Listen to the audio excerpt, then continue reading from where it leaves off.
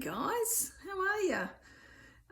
Now, I'm going to talk about a podcast. So I've been listening to this podcast since 2019.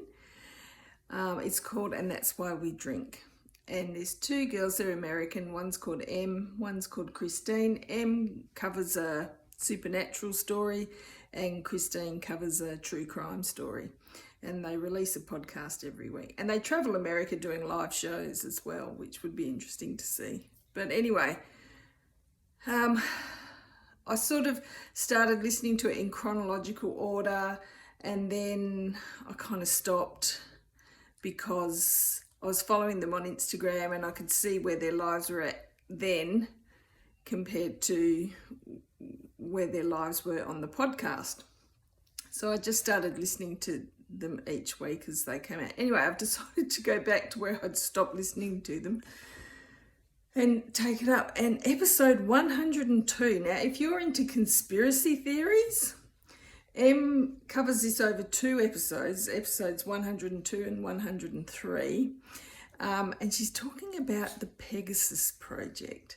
That's all I'm going to say. Just if you don't want to listen to that, then look at the Pegasus Project and the participants that have written affidavits as to what has happened to them in that project. Let's talk about travel to Mars and how the future presidents of America are picked and then groomed, and it's interesting. Anyway, if you like podcasts and you're into conspiracy theories, have a listen to that one. Yeah, of course, that was way back early in the piece, was 2019. Maybe I think I started listening to them in 2020, maybe. Yeah, anyway, doesn't matter. But they're very entertaining. They met as adults and just decided to start doing this podcast together, and you can hear the friendship developing throughout the podcast.